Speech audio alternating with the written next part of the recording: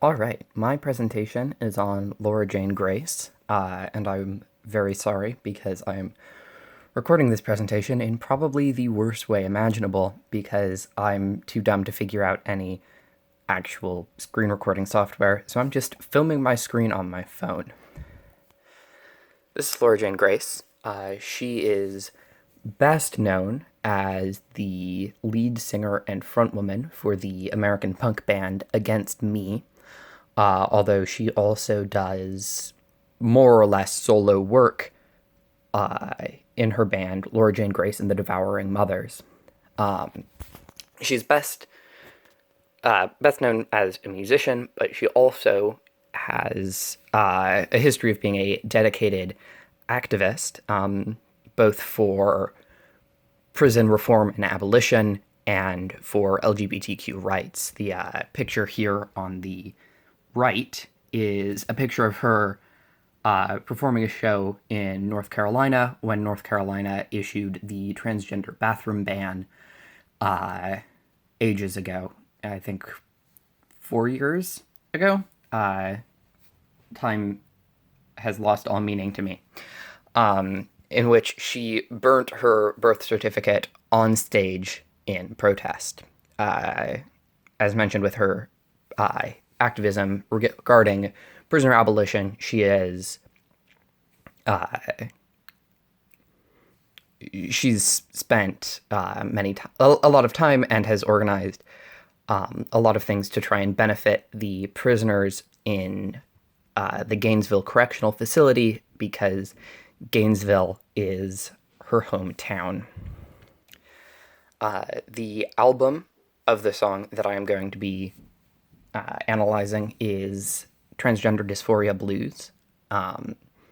As the name suggests, this is about being transgender because Laura Jane Grace is trans, and this album was released as her way of coming out to the general public.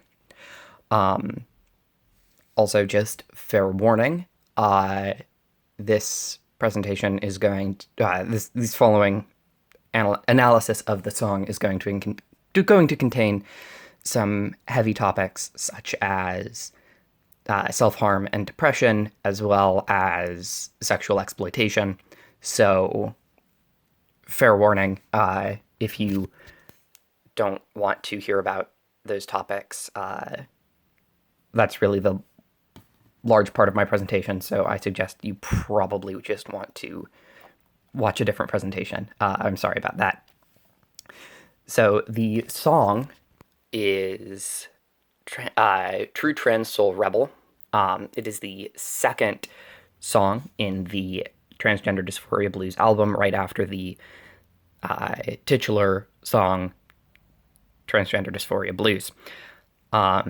So if you want to have better context, it's only like 3 minutes.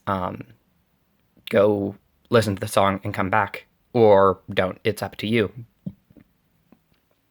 The first set of lyrics is all dressed up and nowhere to go, walking the streets all alone. Another night you wish that you could forget, making yourself up as you go along. And this album in general, as well as this verse, as this is the first verse, is about a lot of things, but one of the most notable recurring themes is sex work. Laura Jane Grace has mentioned that Transgender Dysphoria Blues, many of the songs are from the viewpoint character of a transgender prostitute trying to essentially figure out what her life is. And you can see that with all dressed up and nowhere to go, walking the streets all alone. It's very evocative of the feeling of isolation of being trans, as well as the added, kind of threat and concern of being a sex worker, which can, especially if you're trans, be a dangerous profession, and unfortunately is one that, because of employment discrimination, many transgender people are left no other option than to go into it. Um, another night that you wish that another night you wish that you could forget, making yourself up as you go along. Um, again, is very related to the you know aspect of being a transgender sex worker, who, as you can tell from the song and from the recurring tonal themes, if this is an angry song, this is a sad song about self-hatred. And you can see that in this verse, how she being the viewpoint character, wishes that she could do anything else but this. And the next verse I'm going to talk about is, "Yet to be born, you're already dead. Sleep with a gun beside you in bed.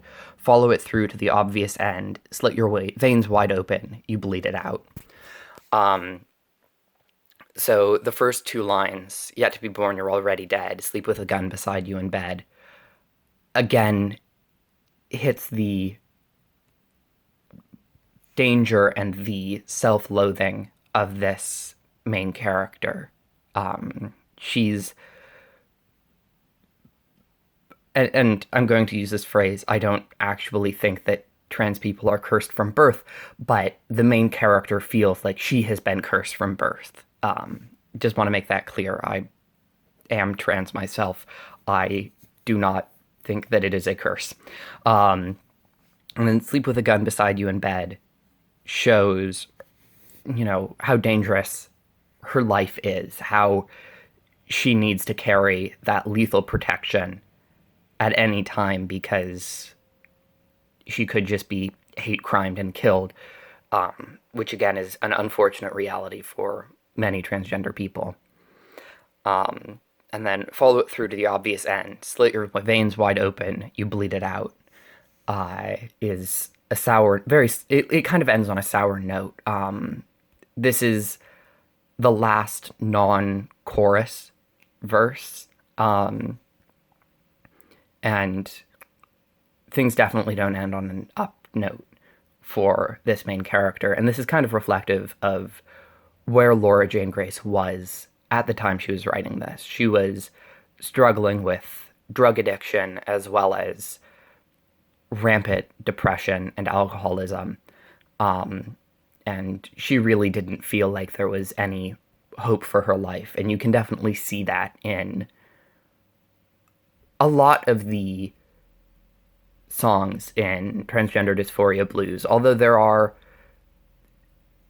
some positive notes, the same that you would find with anybody who has come out. There is some level of hope and this is who I am, but also there's a lot of acknowledging the very real dangers of being a transgender woman, and a lot of the issues that are unfortunately all too frequent within the trans community of suicidal depression and alcoholism and drug use and all of these tragic things. And, obviously, "Slit your veins wide open, you bleed it out," depending on the way that you want to view it, but especially with the prefacing note, "Follow it through to the obvious end," it's most likely suicide, which again is unfortunately all too common for members of the trans community. But despite all of that tragedy, Transgender Dysphoria Blues is a very good album. I highly recommend that anybody who's made it this far checks it out.